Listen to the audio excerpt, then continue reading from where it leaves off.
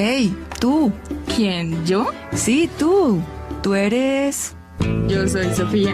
Nos encontraremos con Sofía para palabrear y acercarnos al mundo de la filosofía. Una producción de la Escuela de Ciencias Sociales, Artes y Humanidades. No te lo pierdas. Palabreando con Sofía. Tudo puede acontecer. Un saludo muy especial a la audiencia que nos acompaña en TV UNAD Virtual. Este es el programa Palabreando con Sofía, que dirige y orienta el programa de filosofía de la Escuela de Ciencias Sociales, Artes y Humanidades. Palabreando con Sofía es un ejercicio que ya lleva 12 años en la práctica de pensar la filosofía en los ámbitos de lo público y de las redes. En esta ocasión, nuestra tercera sesión, pensaremos los temas relacionados con la tanatopolítica o la filosofía de la muerte social. Y hoy nos acompaña la profesora Ivania Lucía Caicedo, también integrante del programa de filosofía. Hola, Ivania. Hola, profe Juan, qué gusto nuevamente estar en esta tercera divulgación de este programa Palabreando con Sofía. Quiero saludar a toda la comunidad oyente global en línea y acercarlos un poco a ese espacio que vamos a tener de socialización de este pensamiento, abriendo todos esos caminos hacia la comprensión, a ese diálogo y a esa pertinencia de indagar acerca de la realidad, de esas prácticas humanas que constituyen y que nos llaman a este programa Palabreando con Sofía. En esta oportunidad pensamos buscar e indagar en el tema de la filosofía y la muerte. Ahora bien, y para dar curso a este tema, nos acompañan los profesores Elmar Alfonso Pérez Bolaños, el profesor Jorge Antonio Arnesto Sánchez, integrantes también del programa de filosofía de la Escuela de Ciencias Sociales, Artes y Humanidades, y quien hacen parte del proyecto de investigación La Tanatopolítica y el curso de la violencia en perspectiva del pensamiento latinoamericano y su encuentro con el mundo hispánico. En el mismo participamos como coinvestigadores también, y el líder del proyecto es el profe Juan Ballén Rodríguez. Bien, ahora sí quiero entonces darles la bienvenida a cada uno de ustedes, profes. Bienvenidos a este su programa Palabreando con Sofía, y desde ahorita ejercemos un conversatorio en el cual damos cabida a este tema tan importante de la filosofía y la muerte social. Entonces, bienvenidos, profes, y pues adelante con el conversatorio. Profe Juan Ballén, te damos la palabra. Un cordial saludo, estimada Ivania y estimado Juan. Muchas gracias por la invitación a este espacio de diálogo. Un saludo también a mi compañero Eymar. Gracias por la invitación. Un saludo, compañero Juan, compañera Ivania, compañero Jorge. Agradezco mucho esta invitación importante de diálogo y estoy atento a continuar con el proceso. Bueno, un gusto, compañeros, tenernos en este espacio de Palabreando con Sofía, y entonces vamos a dar paso a nuestro diálogo y en la apertura de las preguntas. Entonces, profe Juan Sebastián, te doy la palabra. Muchas gracias, Ivania. Entonces, en este diálogo que va por la tercera sesión del programa Palabreando con Sofía, nos preguntamos acerca de la tanatopolítica o la filosofía de la muerte social en la perspectiva del pensamiento latinoamericano y su encuentro con el mundo hispánico. Este ejercicio analítico surge de una investigación PIE, Proyecto de Investigación Especial, que inicia en el año 2023 y que recién acaba de culminar en este 2024. Pensar la tanatopolítica en los tiempos actuales pues es ni más ni menos que una apuesta filosófica por pensar los contextos políticos de crisis social, de muertes sistemáticas de ciertas poblaciones. Recordemos que la tanatopolítica piensa la muerte social de poblaciones, de conglomerados sociales, de grupos, y en ese sentido pues es una filosofía muy vigente, toda vez que es en los tiempos contemporáneos. Si hacemos un registro pues desde los tiempos del Holocausto, ¿no? y demás muertes sistemáticas, aunque la historia, como señalaba el filósofo Hegel, uno puede mirar la historia del ser humano y se da cuenta que es un matadero. Es una de las ideas de este filósofo alemán. En ese orden de ideas, la tanatopolítica estaba presente en la configuración social de la humanidad. Y en ese orden de ideas, pues nuestra apuesta investigativa trató de considerar cómo ciertos autores del pensamiento latinoamericano, como Enrique Dussel, Leopoldo Sea y otros más, han hecho unos aportes significativos para pensar cómo ha ocurrido el fenómeno de la muerte social en contextos como los nuestros, los latinoamericanos, que en su historia estuvo lastrada por la violencia colonial en los tiempos de los siglos XV a XVI y XVII. Y en ese sentido, pues, esta propuesta, si bien tiene una vigencia en las circunstancias históricas contemporáneas, tiene unos efectos y unas resonancias también en la filosofía latinoamericana y en sus registros y en sus análisis sobre el encuentro con el mundo hispánico o el mundo ibérico. En ese sentido, pues ese es un poco el contexto de la propuesta de indagación y eso es lo que nos invita a pensar justamente en este espacio conversado de diálogo sobre la tanatopolítica y sus implicaciones filosóficas, sociales, políticas, éticas y demás. Gracias, profe Juan. Mira, sí, es un tema de la filosofía contemporánea donde, digamos, cobra vida ese acercamiento a ese tema de la muerte social y también, digamos, que nos enmarca en una concepción tan ática, tú mismo lo decías, de la vida humana, ¿sí? Pero que esta es susceptible a la concepción del gobierno, a las direcciones en cuanto al poder político se refiere. A mí me gustaría escuchar al profe Eymar o al profe Jorge en cuanto a que nos contaran un poco acerca de todas esas apuestas filosóficas en ese cumplimiento de esa indagación y ese cometido académico que tuvimos en el pie. Profe Jorgito, entonces te doy la palabra. ¿Cuáles serían esas apuestas filosóficas en esta indagación que realizamos? Yo primero que todo agradezco que me hayan podido pertenecer a este espacio de investigación, sobre todo porque dentro de esas apuestas investigativas, coincidencialmente también veníamos de un trabajo alrededor de las FARC, y sobre todo analizando la configuración o la consolidación del enemigo interno que se da en Colombia, ya como una forma de deslegitimación en Colombia de los diferentes movimientos y procesos políticos que también justificaban la violencia. Y precisamente al analizar el tema de lo tanatopolítico como un dispositivo también que posibilita la violencia, lo que se da en el marco es que no solamente es, como sucede en Colombia, es una referencia que va a desarrollarse incluso con la Guerra Fría, sino que va mucho más allá y que precisamente, como decía Juan, en filósofos como Enrique Dussel se va a presentar en algunas de sus obras, se va a mostrar efectivamente cómo incluso con el mal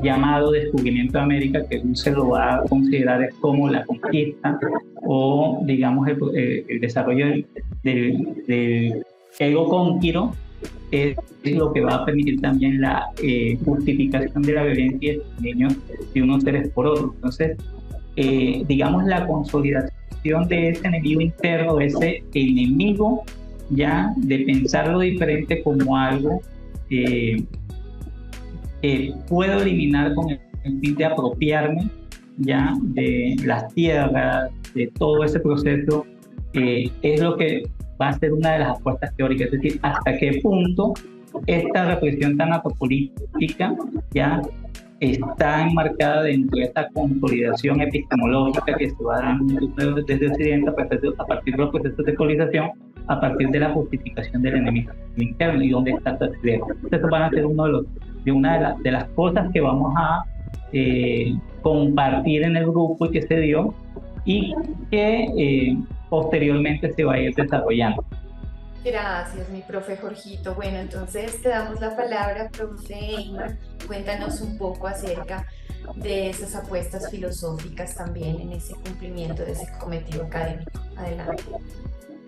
Bueno, muchas gracias nuevamente por esta invitación. Como muy bien comentaba el compañero, desde la conquista y colonia española, allí se consolidaron varios elementos y conceptos del otro, la igualdad, la diferencia, la legalización de factores violentos que hoy por hoy nos permiten comprender las dinámicas de la política como un elemento violento, porque así se ha venido teorizando, que parece una ciencia práctica como desde la antigüedad fue constituida, pero que hoy es un instrumento de violencia, de desaparición, y que ataca, y que es una forma de ejercer frente al otro, el otro como diferente, y en esa diferencia es necesario eliminarlo. Entonces, desde la filosofía latinoamericana también podemos observar los diferentes conceptos de raza y jerarquías que han hecho que la política y sus instrumentos sigan siendo cada vez más lesivos a las condiciones sociales del actual. Muchas gracias, profe Imar. Entonces, damos paso a nuestro profe Juan, que tiene algunas preguntas también que ejecutarnos en cuanto a esta indagación. Bien, la práctica de la tanatopolítica, como bien lo han señalado los compañeros que hacen parte de este proyecto de investigación, pues se puede constatar justamente en la historia, ¿cierto?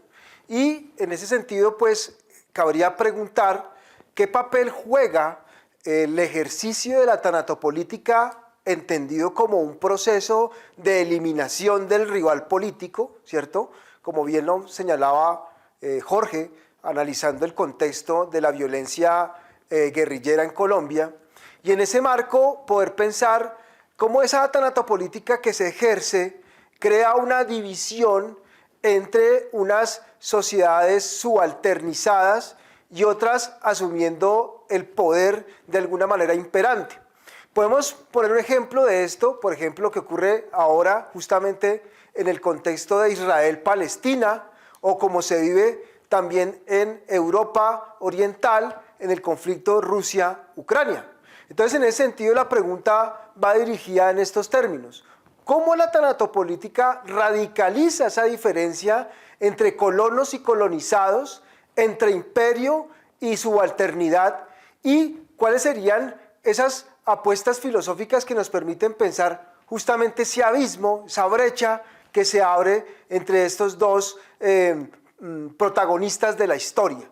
Muy bien, digamos que es muy interesante esa pregunta, profe Juan, y es importante hablar un poco también acerca de esa deshumanización que ha generado la historia, de modo que todas esas producciones es la contestación y la constatación de esa guerra, de esa rivalidad histórica entre esos poderes, ¿no? Los poseedores y los desposeídos. Entonces, toda esa división también social del trabajo, sumado a todas esas actividades también productivas, son, digamos, esa combinación perfecta para esa creación de ese estado de guerra permanente, ¿sí? Entonces, mira que la vida se encuentra sujeta a unas paradojas donde lo político sí es lo celestial, digámoslo así, y lo económico es como la parte terrenal y no se reconcilian. Entonces la vida de la participación política, la que, digamos, impela a esa solidaridad y a esa ayuda mutua, es destruida por una vida entregada a esos medios de producción. Y eso es lo que también nos mencionaba Marx en la cuestión judía, ¿no? Entonces él decía, mire, ese estado político acabado es por esencia la vida genérica de este hombre que está en esa posición a su vida material. Entonces, todas las premisas de esa vida egoísta que permanecen al margen de esa esfera del Estado en la sociedad, en esa sociedad burguesa, pero con propiedades de esta. Entonces, allí es donde el Estado político ha alcanzado un verdadero desarrollo y digamos que el hombre lleva no solamente el pensamiento, sino también la conciencia, decía la realidad, en la vida, en la doble vida, en la parte celestial, en la parte terrenal. ¿Sí? Entonces decía, la vida en la comunidad política en la que se considera, digamos, como un ser comunitario y la vida en la sociedad burguesa. Entonces son dos, actúan como particular y se considera a otros hombres, digamos, como medios que se degrada a sí mismo como medio y se convierte ¿en qué? En esos juguetes, poderes extraños. Eso nos mencionaba también más Marx en esa cuestión judía y en recabar un poco en esta coinvestigación. No sé, profe Imar, ¿tú querías hacer una intervención? Sí, me gustaría hacer algunas afirmaciones que todo acto con el otro es un acto en sí mismo político y a la vez ese acto político es un acto violento y que particularmente esas relaciones humanas ya han traspasado aquellas interpretaciones sociales que hacía Marx entre los poseedores y desposeídos y hoy en día en el siglo XXI las tendencias se han ampliado a otros grupos, no solamente ya entre burgueses y proletarios, sino también a otros grupos emergentes, como los migrantes, como la población LGBTI, como todos estos grupos también que han venido emergiendo en las sociedades actuales y que la política en sí busca la consolidación de un poder, pero que ese poder está aunado a la eliminación, al desconocimiento, pero paradójicamente necesita del otro, porque el otro es quien le da el fundamento. Entonces creo que es una situación compleja, pero que no solamente tampoco está sectorizada, son prácticas que se han universalizado. No solamente es verlo desde una óptica latinoamericana, europea o anglosajona, sino hay que verlo en todas las dimensiones, porque hay una unidad y unas relaciones que van de la mano entre política, violencia y la eliminación, y eso ha sido la constante. Como decía en la primera intervención, no existe una política que no sea violencia. Lo de los consensos son discursos quizá que son paliativos a las relaciones humanas, porque está de fondo lo que somos los seres humanos, y allí está Thomas Hobbes y otros pensadores que, aunque son tradicionales, su fundamento de los estados modernos en la actualidad siguen teniendo gran vigencia. Y por ejemplo, Agamben nos menciona cómo la política también se fundamenta en la legalización, y esa legalización se convierte en sí misma también en un elemento violento. Sí, profe María, a propósito de que tú nombrabas a Thomas Hobbes, yo les haría como una pregunta frente a este diálogo que hemos tenido. ¿De qué manera los conceptos de soberanía y el Estado, digamos, y también el gobierno de la muerte, cómo los podríamos articular en las propuestas filosóficas de Thomas Hobbes o de Giorgio Agamben? Tú hablabas algo de eso. Entonces, esta pregunta, digamos que iría para los tres, para el profe Juan, para ti y para el profe Jorgito. No sé, entonces, ¿quién haría su intervención? Aludiendo a Thomas Hobbes, en este tema, algo muy fundamental, y es tener presente que Thomas Hobbes teoriza digamos, se le considera el padre de la teoría liberal, ¿ya? Con él nace lo que se llama la institución del Estado moderno, que se ha venido decantando hasta nuestros días. Sin embargo, la posibilidad de conceptualizar una institución que pueda en cierta medida resolver la pregunta de cómo organizar las diferentes voluntades de los individuos que ya con Maquiavelo sabíamos que eran egoístas, y que Hobbes va a reafirmar en este estado de naturaleza de que somos, o los individuos son, en un estado de naturaleza, lobos para el hombre, ¿ya?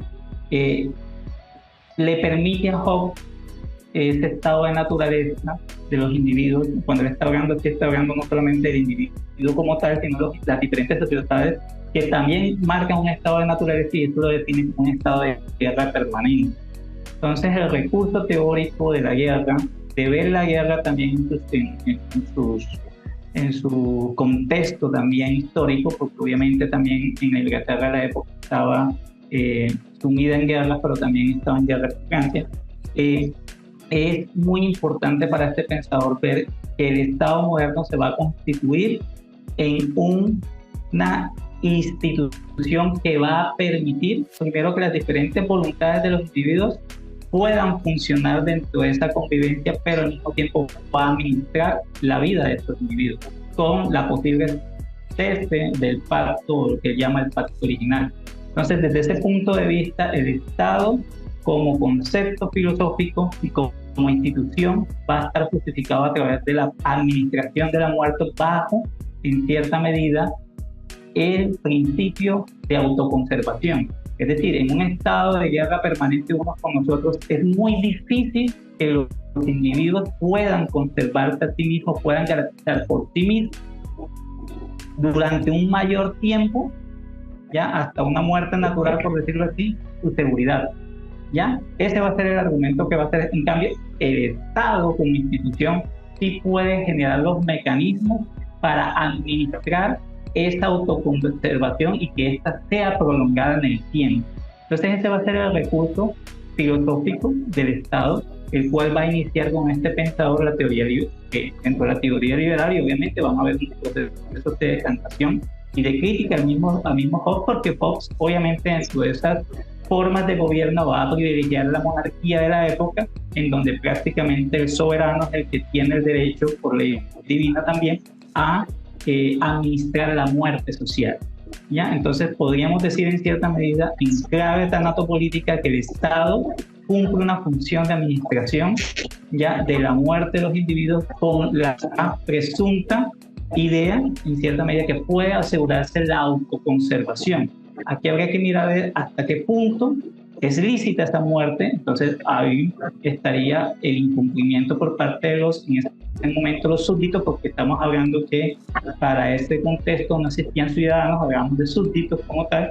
Entonces el incumplimiento del pacto por parte de los súbditos, entonces el soberano entraría a administrar esa muerte. Eso es algo muy interesante dentro de esto que nos genera Hobbes. Y respondiendo también un poco a lo que nos decía Juan, proceso de la guerra permanente Hobbes genera también el concepto de enemistad. Entonces, visto ya a nivel internacional, podríamos decir también, de hecho, las tesis de Hobbes y de Maquiavelo todavía siguen vigentes, porque en cierta medida las guerras se hacen en función de guerras preventivas, es decir, en procesos de autoconservación, aludiéndolo, se hace una guerra preventiva porque el otro se considera distinto y se considera como un potencial enemigo.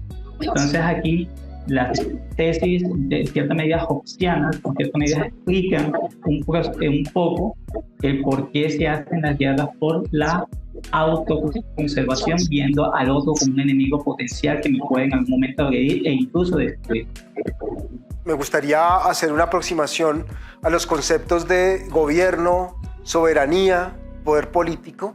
Claramente en la perspectiva de Thomas Hobbes, como bien mencionaba Jorge, hay una aproximación muy importante a cómo la muerte social se justifica como un mecanismo en la construcción de un Estado social soberano. Es justamente Hobbes quien parte de un presupuesto antropológico homo hominis lopus. Eso quiere decir en latín, el hombre es un lobo para el hombre. Entonces, según este planteamiento antropológico, los seres humanos rivalizan entre sí todo el tiempo, como muy bien lo señalaba el profesor Eymar. Toda acción política trae inveterado una acción de violencia. Y entonces, en ese planteamiento joyciano del hombre es un lobo para el hombre, pues se plantea efectivamente de que en la disposición natural del ser humano hay una intención por rivalizar, por crear una enemistad con el otro. Entonces, el Estado surge en medio de ese contexto de violencia generalizada. Digamos que hay un estado de guerra. Antes de que exista un Estado legalmente constituido, hay un pretexto que sería un estado de guerra, que es ese combate que hay entre los súbditos, ¿cierto?, que están ingobernados, y entonces tiene que advenir un estado plenipotenciario que sería un leviatán, ¿no? Esta es una figura que toma Hobbes de la Biblia. El leviatán pues es un gran monstruo marino imponente que demuestra poder, y que entonces todas las embarcaciones, el leviatán pues es una figura mítica del mar, pues se rinden ante el poder de este leviatán. Entonces Hobbes piensa que esa figura mítica del Estado, es muy interesante pensarse el Estado como un mito, ¿cierto? Un gran relato, emerge para gobernar a estos súbditos ingobernados, y entonces les demuestra más fuerza, y en esa demostración de fuerza, de alguna manera que construyan suerte de paz social. Entonces, de manera muy paradójica, en la perspectiva hobbesiana, pensamos de que la paz social es el resultado de una guerra generalizada. En otras palabras, el Estado de alguna manera crea una amnistía que mantiene un poco los ánimos en un estado de calma aparente, pero en realidad todos los súbditos y los que integran ese gran estado de Leviatán pues están más o menos negociados, más o menos pactados para evitar una catástrofe general. Entonces, de alguna manera, el miedo sería un elemento que utiliza el Leviatán para mantener a los súbditos en un estado de dominación. Entonces, de alguna manera, el planteamiento hobbesiano nos anticipa un poco la perspectiva tanatopolítica, en el sentido de que la muerte social es necesaria para asegurar la paz, ¿cierto? Y en ese sentido, pues Giorgio Agamben, que será un autor propio de la filosofía contemporánea, en una obra que se llama Homo Sacer, va a actualizarnos el planteamiento hobbesiano junto a los planteamientos de los grandes pensadores modernos, John Locke, David Hume y otros autores. Y estos de alguna manera consolidan ese proyecto de la tanatopolítica como una forma de construir soberanía. Entonces, el poder soberano es ni más ni menos que la figura de este Estado leviatán, la figura de este Estado plenipotenciario que tiene el poder, digamos, a través del miedo y a través de las armas, de imponerse ante los súbditos y mantener una paz aparente. Y en ese sentido, el poder soberano tiene su máxima expresión en la figura del totalitarismo del Estado, que son las versiones europeas del poder político que se tienen en la historia, en la figura, por ejemplo, del nacionalsocialismo en Alemania, del fascismo en Italia y en España también. Las figuras políticas, también el estalinismo, por supuesto. Estas figuras, de alguna manera, demuestran que el proyecto soberano que fuese planteado por Thomas Hobbes por allá en el siglo XVI, pues no ha claudicado, y entonces la soberanía del Estado pretexta su poder como una forma de imponerse a los súbditos, como una forma de imponerse a las ciudadanías y dominarlas, bien a través del miedo, bien a través de la violencia sistemática, como ocurrió justamente en las experiencias tanatopolíticas del Holocausto nazi, por ejemplo, con los campos de concentración. Hoy en día vivimos esas mismas realidades si pensamos el conflicto Israel-Palestina. Palestina es un gran campo de concentración, un experimento tanatopolítico que digamos que es víctima de alguna manera del imperio del Leviatán del Estado de Israel. En ese sentido, pues el proyecto tanatopolítico sigue siendo más vigente hoy que nunca, y pues en filosofía, ni más ni menos que nuestro compromiso ético y político es estar en estado de alerta y advertir a la ciudadanía de estas nuevas formas que se camuflan como maneras soterradas de aparente paz social, de aparente soberanía transparente, pero que de todas maneras ocultan un poder violento, sistemático y de eliminación del otro de manera implacable. Gracias, profe Juan, muy interesante. Entonces, Eymar también quiere hacer su intervención. Eymar, profe Eymar, entonces adelante. Bueno, dándole continuidad a lo que dijo el profe Juan, no solamente creo que podemos aislarnos con la temática de los sectores un poco fuera de Latinoamérica. Creo que en Colombia particularmente la muerte sistemática, que aparentemente se muestra como aislada, pero que en realidad tiene más de 50 años y que son muchos los casos genocidios que involucran el papel político de líderes sociales, de comunidades enteras, de estudiantes, y que se ven afectados precisamente en la medida en que van por fuera o en contra de los sistemas establecidos. Entonces considero que desde nuestro propio contexto el tema también tiene una incidencia muy importante. Creo que hay varias categorías que uno puede señalar, y es la relación y el antagonismo no solo entre amigo y enemigo, sino entre igualdad y diferencia. En ese sentido, pues creo que el reconocimiento de la diferencia juega un papel muy importante para minimizar esas prácticas de muerte.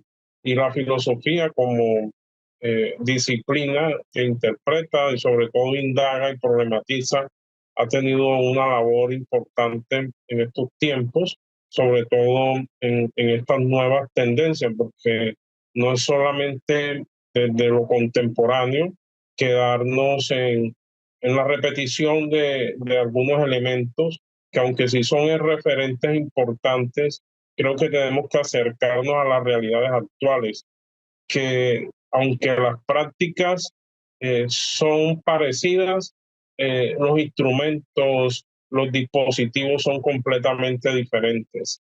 Lo único particular que puedo encontrar en todos estos escenarios es que la violencia es inherente a la práctica política, y si lo había dicho, lo reafirmo, y que el ser humano, al estilo hobbesiano, tiene ciertas perversidades históricas que nos han mantenido a lo largo de la historia de esta forma. Bueno, yo creo que ha sido un diálogo bastante prolijo, pero quisiera combinar con unas preguntas, y es que quisiera traer a charlar a Smith y a René Girard. Y yo les pregunto, profes, ¿de qué manera las propuestas tanto de Carl Smith y de René Girard se articulan para entender esa dinámica de esa enemistad política y ese, digamos, desencadenamiento en el sacrificio de esas vidas humanas? No sé si el profe Juan o el profe Jorgito quisieran hacer una intervención, y culminaría el profe Eymar, y de mi parte también al finalizar frente a traer a charlar como de esa vida política en prioridad de la eliminación del enemigo. Entonces, adelante, profes. Bien, Ivania, entonces con la venia de ustedes me permito hacer esta reflexión a propósito de lo que nos propone Ivania, pensarnos la tanatopolítica en la clave de estos otros autores, Carl Schmitt y René Girard. Bien, el planteamiento de estos autores, pienso particularmente inicialmente en René Girard, también tiene una consideración antropológica. Y esta consideración antropológica plantea lo siguiente: el ser humano desea por naturaleza, esa es su condición, el deseo. Y el deseo que implica relacionarme siempre con un otro. Yo siempre voy a desear lo otro. Y a eso él lo llama René Girard el deseo mimético. Entonces, desear es parecerme a lo que el otro desea, ¿cierto? Y al parecerme en el deseo del otro, pues hay un querer profundo de apropiación. Entonces, el deseo mimético explica la violencia. La violencia es un fenómeno profundamente relacional y en ese sentido es un fenómeno profundamente antropológico, porque nos lleva un poco a pensar la relación entre un yo y un tú, ¿cierto? Ahora, esa relación mimética, interindividual, conflictiva, pues explica justamente el origen de la violencia. Y entonces es muy natural también, esto lo explica Girard, de que las sociedades celebren sacrificios. Entonces el deseo mimético nos lleva al sacrificio claramente, porque el sacrificio es ni más ni menos que la escogencia de una víctima que va a redimir un conglomerado social, un deseo social. Entonces, la búsqueda de chivos expiatorios, de víctimas propiciatorias, es una dinámica profundamente mimética en el sentido de que toda la culpabilidad de un mal está relacionada con la asignación y la persecución de una víctima sacrificial, ¿cierto?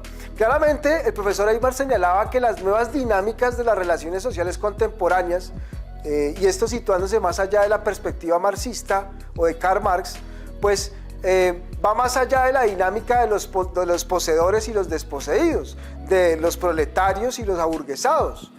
Claramente hoy tenemos otros chivos expiatorios y esos chivos expiatorios pues son ni más ni menos que los pobres y que llama Adela Cortina el fenómeno de la aporofobia o el miedo al pobre. El pobre normalmente está siendo asignado al migrante, ¿cierto? En Colombia tenemos una historia muy particular de eso con el fenómeno que ocurrió, por ejemplo, la migración venezolana, ¿cierto?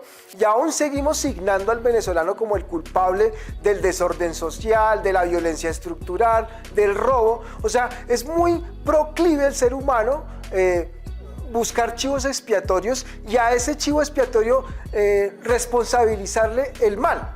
Entonces vean ustedes que el deseo mimético nos lleva a pensar justamente el sistema sacrificial, ¿no? Y en ese sentido, pues la tanatopolítica está absolutamente alimentada por prácticas sacrificiales. La tanatopolítica es sacrificial de plano, ¿cierto? Y los ejemplos que hemos dado en el contexto colombiano, con la desaparición de grupos políticos, con la desaparición de estudiantes, ¿cierto? Es histórico en nuestro país, en la historia política y de violencia en Colombia, constantemente ver chivos expiatorios sacrificados en función de una racionalidad sistémica que busca ante todo culpabilizar a un chivo expiatorio de un mal y desaparecerlo del mapa político. Entonces, claramente, la propuesta girardiana nos lleva a pensar justamente los sistemas sacrificiales. Ahora, Carl Schmitt no está muy ajeno a este planteamiento, toda vez que Carl Schmitt pues, es un teólogo, filósofo, jurista en los tiempos del nacionalsocialismo, ¿no? Y este pensador es muy particular porque él tiene una teoría muy interesante que es la teoría del amigo-enemigo o la teoría de la enemistad política. Entonces Carl Schmitt plantea de que los seres humanos claramente, inevitablemente entramos en relaciones sociales y esas relaciones sociales son profundamente políticas, ¿no? Entonces hay una bandera azul y hay una bandera roja, hay una bandera verde, una bandera amarilla y entonces los seres humanos pensamos en función de los matices de esa bandera, de los colores de esa bandera y entonces nuestra fe y nuestra vida racional jura de esos colores y jura de esas preferencias políticas. Entonces Carl Schmitt piensa que la vida política, tomada en un sentido existencial, o sea, vital, pues es el polemos, como decían los griegos. El polemos es ni más ni menos la raíz de la palabra castellana polémica. Entonces el polemos es la dinámica política, ¿no? Él piensa A, yo pienso B, y en esa diatriba se construye lo político. El tema es que cuando esa rivalidad política toma los colores de lo absoluto, ¿no?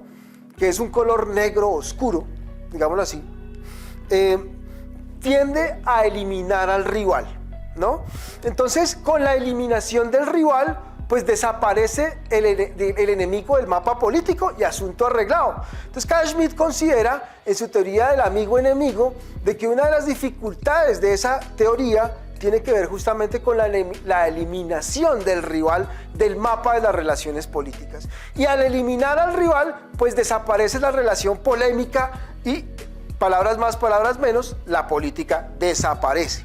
Y en ese sentido, pues lo que plantea Carl Schmitt como alternativa es que hay que mantener al enemigo vivo, no hay que desaparecerlo del mapa de las relaciones políticas, porque eso implica prácticamente poner en riesgo el sentido de una palabra para nosotros muy importante, que es la palabra democracia.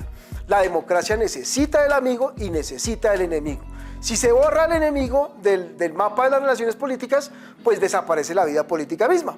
Y en ese sentido, pues hay una relación muy semejante entre el planteamiento de Schmitt y de Girard, porque ellos piensan efectivamente que la emergencia de lo social, lo cultural, lo legal, surge en esa relación interindividual del deseo o de la enemistad política. Y ahí podríamos considerar esos elementos que nos propone Ivania para pensar el tema de la tanatopolítica. Gracias, profe Juan, muy interesante. Entonces Eymar también quiere hacer su intervención. Profe Eymar, entonces adelante. Bueno, dándole continuidad a lo que dijo el profe Juan, también podría pensarse que la muerte política no es una muerte física, es creo una claridad bastante recurrente, y que las dinámicas actuales con base a instrumentos del derecho y legalización de ciertas normas, en el complot de los grandes poderes se busca la invisibilización del otro, la persecución del otro, lo cual es una forma de sacarlo del escenario el contraste político frente a una postura ideológica, porque también hay que tener esas claridades de pronto interpretativas para quienes lo escuchan, que la tanatopolítica no es solamente la muerte física, la desaparición, también implica formas de sacar a muchas personas del escenario político a través de persecuciones que no van en busca del exterminio, sino sacarlo precisamente de su participación en el escenario. Y para eso quienes tienen los poderes se basan en las instituciones, en aliados. Y estos casos no solamente se quedan en el contexto colombiano, a nivel mundial y muy cerca, por ejemplo, en Estados Unidos, en Argentina, en Chile, recientemente en Bolivia, y las tensiones que se dan constantemente en muchos países europeos.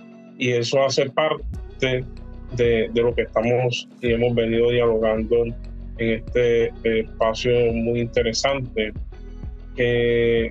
La política tiene unas esencias, que es lo humano, la relación con el otro, pero que está unida a los poderes, y estos poderes en forma, digamos, perversa, fraguan leyes y cuestiones con el fin de eliminar al otro, quienes no están acorde a sus pretensiones. Y es esa relación amigo-enemigo, y como Juan decía, es que los enemigos también son necesarios. Karen Smith lo menciona, y es necesario porque es la forma en que yo puedo hacerme visible en esa misma tensión. Entonces creo que es un elemento muy interesante la temática, y que es problemático y complejo, pero a la vez nos permiten tener unas claridades en relación a las dinámicas locales y globales, y es muy importante en estos tiempos. Gracias, profe Eymar, por su aporte. Profe Jorgito, entonces te escuchamos y finalizaría entonces mi compañero Juan y mi persona, y así vamos como dando paso a finalizar este diálogo que, como les digo, ha sido tan prolijo y que nos ha permitido darles a conocer a toda esa audiencia global, al oyente, este trabajo que se ha venido haciendo de indagación frente a la tanatopolítica. Mi profe Jorgito, adelante. Sí, yo quisiera, digamos, como, no a modo de conclusión, pero sí a modo de balance, lo satisfactorio de este proceso de investigación es que nos permite también, en esa clave antropológica que nos ha mostrado Juan, que también pensadores, por ejemplo, como Michel Onfray, también podemos identificar en rasgos de sus pensamientos como también todo este proyecto de tanatopolítica en cierta medida es un desarrollo, podemos verlo como un desarrollo también de las posiciones judeocristianas, ¿ya? O lo que él en algunos de sus textos también plantea que gracias al cristianismo en cierta medida también se fue consolidando esta política mucho antes incluso de las categorías de Adam Smith, se fue considerando el enemigo al otro, es decir, y aquí está la cuestión también muy interesante, todo pensamiento distinto al concepto de racionalización occidental va a ser tratado y al punto como un enemigo necesario al cual hay que justificar el por qué hay que hacer la guerra. ¿Ya? Desde ese punto de vista, digamos, pensadores como Enrique Dussel para el contexto latinoamericano nos permiten ver que dentro de esa crítica a lo que ellos, a muchos pensadores han llamado el eurocentrismo, la manera como el eurocentrismo va a caer en Latinoamérica o se va a desarrollar, desde, por ejemplo, concesiones como Aníbal Quijano va a denunciar a través de la colonización del poder o la colonialidad del poder y la colonialidad del ser. Estamos hablando también, como decía Eymar, que en cierta medida la tanatopolítica también tiene que ver mucho con los relatos. Es decir, el relato que fue dando la configuración occidental permitió también la justificación de la violencia.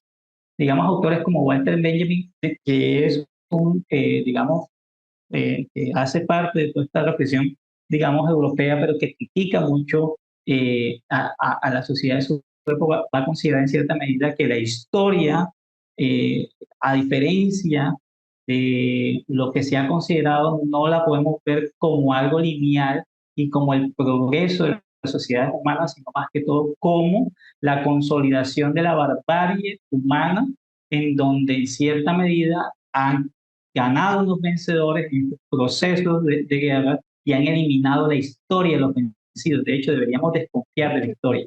Pienso que en algunos de sus textos y algunas reflexiones, Dussel, para el contexto latinoamericano, toma algunas fuentes de Walter Benjamin, obtiene algunas semejanzas cuando también plantea que acá en Latinoamérica, digamos, hay un encubrimiento del otro, que es un texto muy esencial, en donde, por ejemplo, la misma filosofía, en cierta medida, como relato también de justificación de la dominación, va a ser posible eso. Y él va a denunciar pensadores como Hegel para decir que Latinoamérica fue borrada de la historia con, digamos, también las regiones tribales en África y sobre todo en Oriente también, y a partir de allí él va a establecer, digamos, toda esa apuesta política. Entonces aquí vemos también cómo en cierta medida el pensamiento de Dussel es muy importante para entender estos fragmentos, sobre todo porque él va a proponer, digamos, un concepto opuesto a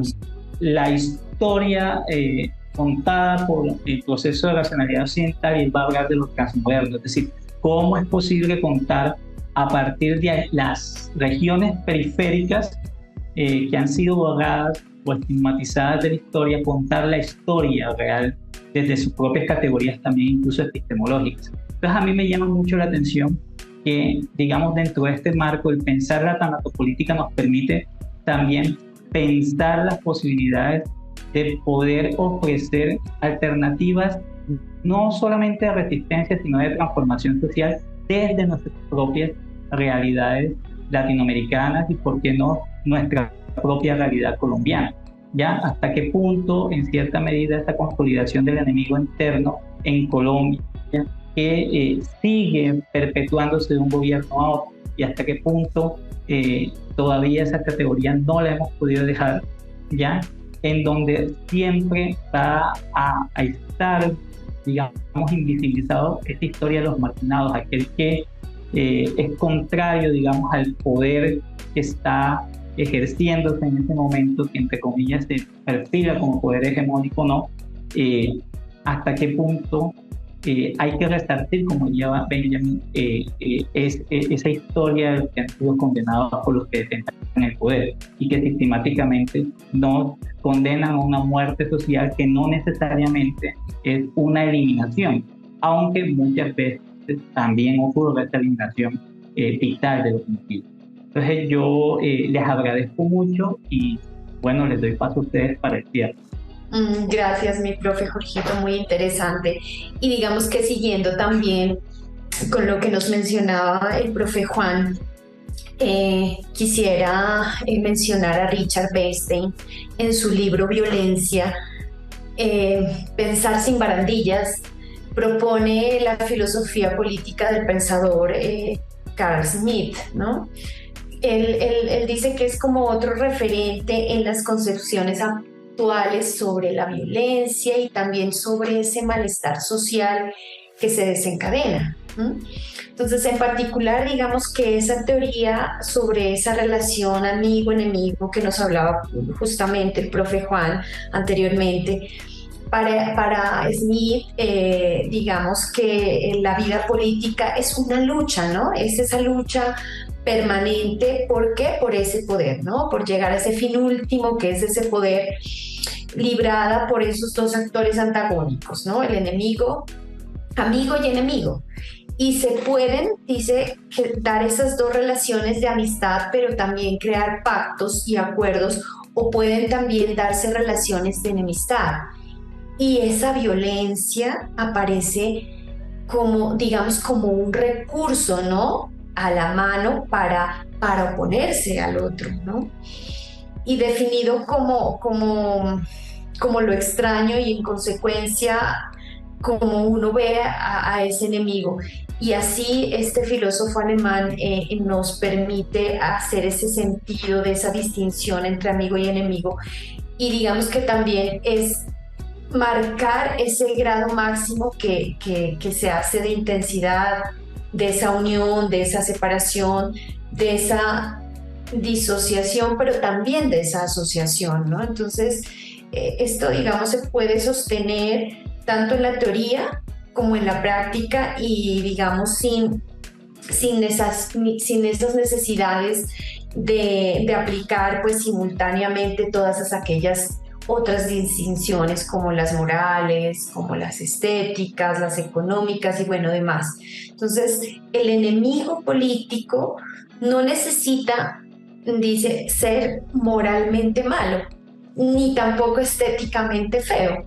No hace falta que se erija en competidor económico e incluso tener esas ventajas para determinar su esencia.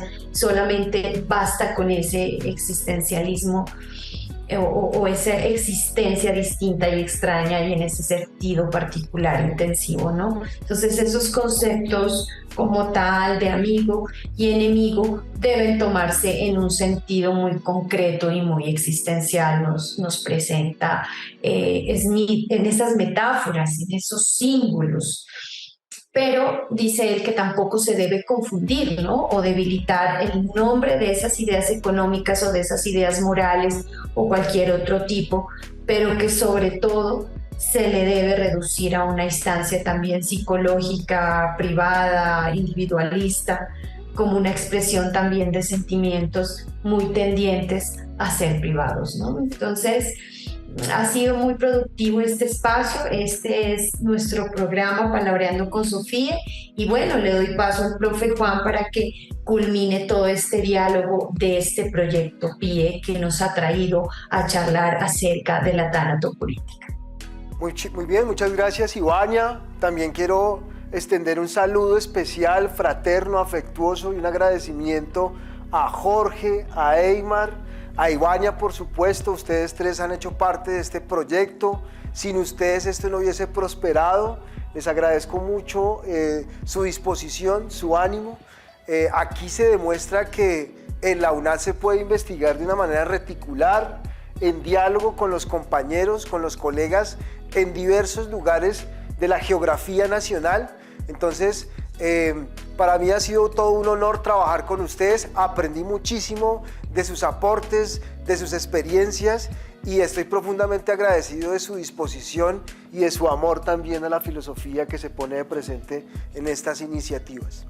Este proyecto de investigación pues fue un pretexto para hacer amigos, fue un pretexto para crear redes, fue un pretexto para seguir pensando la filosofía en las dinámicas y en los tiempos actuales que cada vez son más siniestros, más trágicos y que nos llevan un poco a pensar un poco sobre cuál es el quehacer de nosotros los profesionales de las ciencias humanas, pero también pensar cuál es el sentido de la humanidad en medio de tanta barbarie.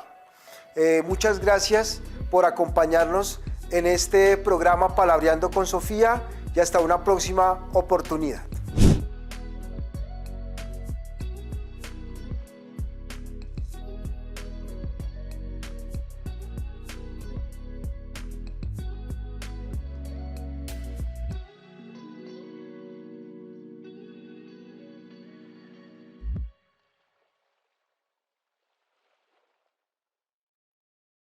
Palabreando con Sofía.